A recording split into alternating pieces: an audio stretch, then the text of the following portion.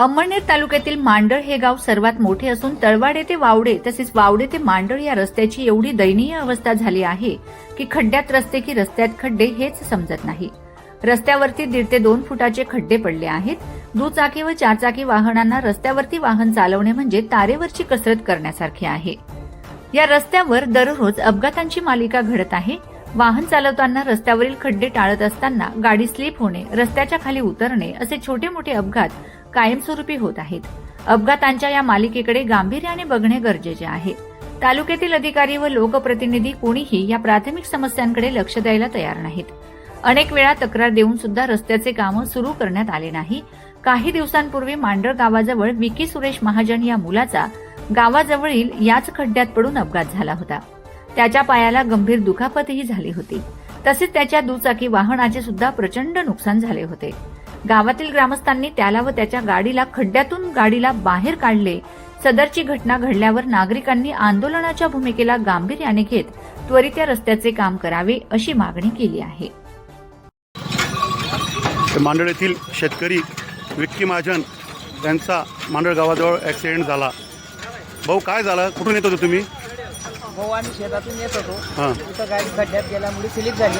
पाण्यामुळे खड्डा समजत नाही। माझ्या पायाला खूप दुखापत झाली। मग तुमची काय मागणी आहे? हे कामाची मागणी आहे ना, तुझं काय? मांडळ येथील सरपंच, माजी सरपंच, उपसरपंच सर्व इथं जागेवर उपस्थित आहे। त्यांनी सांगितलं आहे की या रस्त्याचं काम न झाल्यास फार मोठं आंदोलन छेडण्यात येईल, रास्ता रोको करण्यात येईल। मांडळ येथील माजी सरपंच व सध्याचे सरपंच बुराभाऊ वडगुजर बोलत आहेत। भाऊ काय काय प्रॉब्लेम आहे इथं?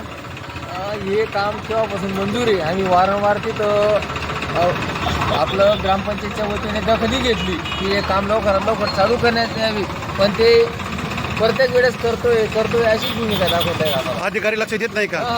लक्ष देत नाही। लोकप्रतिनिधी पण काही लक्ष येतच नाही। आता म्हणजे रोडाचं काम चालू आहे मांडळची शिवपासून हे वावडाचं तिकडे काम झालेलं आहे, पण इथं काहीच परिस्थिती नाही आहे। आणि आम्ही बांधकाम विभागाला प्रत्येक वेळेस जाऊन बरोबर विनंती केली त्यांना, बरं, तरी पण अजून काम चालू करत नाही। अधिकारी पोहोचत नाही का जागेवर? पोहोचतच नाही। हो, लक्ष देत नाहीये। नाही, लक्ष देत नाही। तर तुमचं आता पुढचं नियोजन म्हणजे काय? आता माझ्या काम नाही झालंस काय करणार तुम्ही? 2 दिवसाचं काम नाही झालं ते आम्ही उपोषणाला बसलो। शाळेला जायला रस्ता नाही आणि हा जो रस्ता आहे हा रस्ता मुलांसाठी शाळेला जाण्याचा मार्ग आहे। बरोबर, हजारो मुलं इथून जातात बरोबर शाळेत, पण त्याच्याकडे प्रशासन पाहायला तयार नाही आहे। बरोबर, म्हणजे काम ताबडतोब व्हायला पाहिजे अशी तुमची मागणी आहे? ताबडतोब 2 दिवसाचं काम झालं नाही तर आम्ही उपोषणाला बसलो। बरोबर बरोबर बरोबर, ठीक आहे।